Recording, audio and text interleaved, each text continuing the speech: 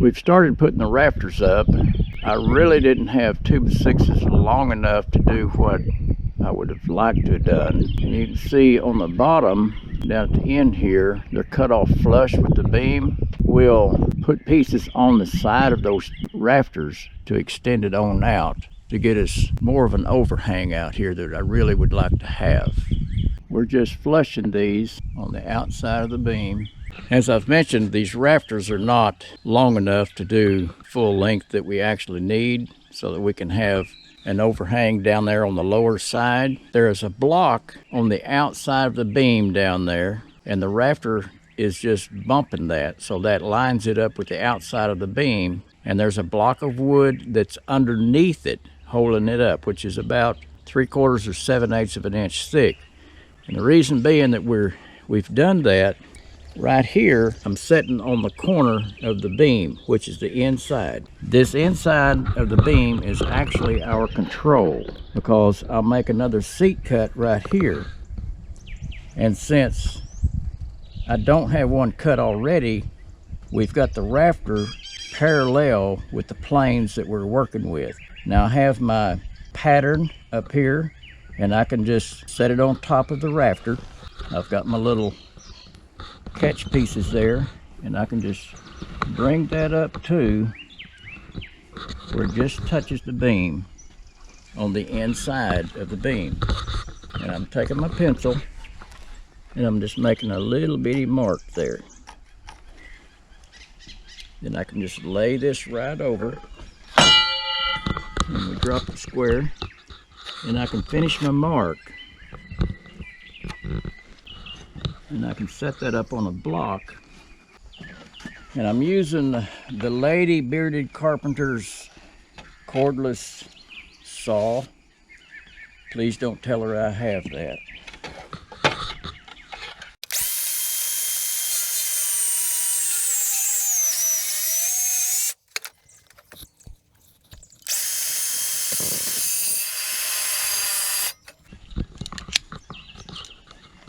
Just taking a silky to finish that cut.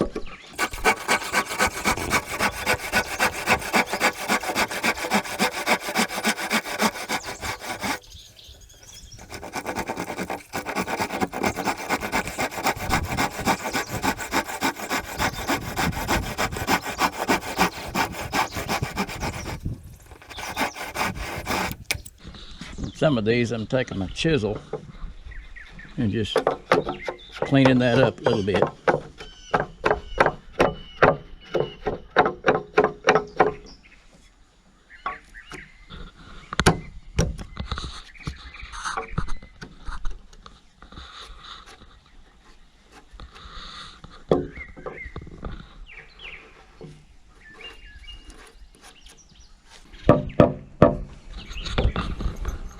I'm anchoring these down with 3-inch torque screws.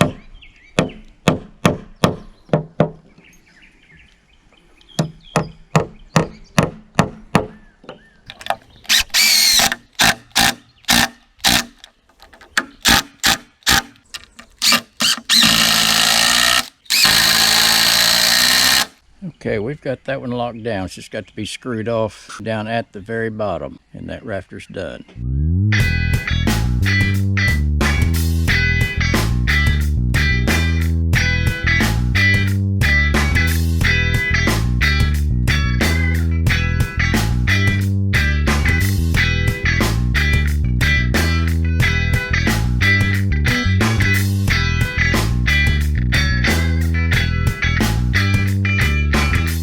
We put a 2x6 on the end of the rafters on the top side. I'm going to let the metal extend up a few inches and then put a little steep pitch roof coming down off of that and let it be braced back against the beams. And that will kind of catch some of the wind. This mill shed actually faces the prevailing winds from the south and southwest, and I want something to kind of block part of that wind that will be blowing underneath the roof. And so I think that'll take care of it. As you can see, we have the metal already on the roof. I didn't video putting the lathing up and all of that. I've got videos on that I've already done. We had to extend our rafter tails to make enough overhang on the back side here, and we just cut a 2x6 and we screwed them to the sides of the rafters there. See the screw heads to get the length that we needed. We gave the metal our normal 2-inch overhang. This will be where I put a gutter up to catch the water. We're on a side of a hill here, and there's quite a bit of water that comes down through here, so we need to catch some of that and channel it around. I've started cutting some little short rafters that'll go on the front side. I'm making these on a 12-12 pitch. After I cut the metal to length, I had about 36.5 inches of metal off of the 20-foot sheets, and I'm going to use that for a little bit of a steep pitch roof on the front of the mill, or the mill shed rather. And this will go right up against the 2x6 that we have for a fascia.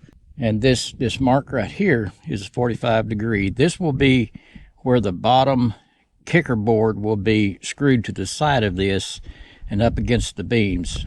I'll put these on just kind of temporarily with just one screw so that I can swing it one way or the other and then get it screwed to the beam and put the lath on it and the little short pieces of metal, which will help with the wind that we have here blowing underneath the main roof. We're facing nearly due south here. We get a lot of wind from this direction here, and sometimes it blows pretty hard. Actually, the day that we put the metal up, we really had to fight the wind. And fortunately, a friend of mine was so kind to come out and give us a hand just to be able to get the sheets up there. But we got it all up, and we're really thankful for that. The rafters that I'm cutting will go right up against that 2x6 that we've got up there, and it'll be braced back against the beams here. We've got our little front rafter set up on there. We're getting ready to put the lath and the metal on. I did not video that the day I put that up. It was rainy, and as you can see from the skies, we have more chance of rain today. We've had rain for several days.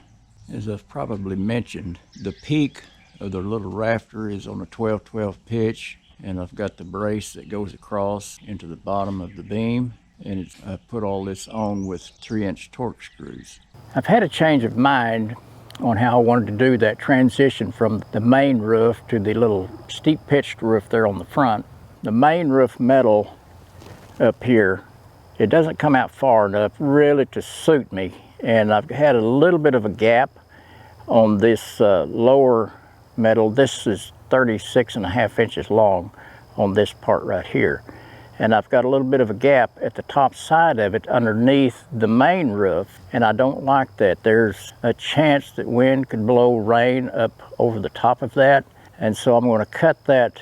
I think it's like 3.5 inches off of the main roof up here, and I'm going to put a ridge all the way down through there to give myself a little bit more of an insurance policy there for a blowing rain. So I'm going to get up there and start cutting all that off. I've already got it marked. I've just got to get up there and cut it.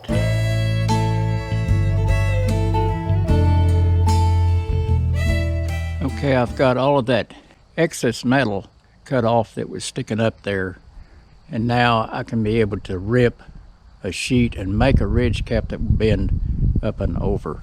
We're making our own ridge cap. It's taking a sheet. We can get 2 pieces out of one sheet. These are 18 foot long, and we're ripping down the side of the rib, and you can see the rib that's in the middle, the little V-groove there, that will allow it to bend, and we can get it up there easier. I'm using my metal shears here, and I'll cut along here and here and here and here, right at the bend of the metal of the rib, and that will allow me to get 2 pieces of rib, a ridge, out of this one sheet.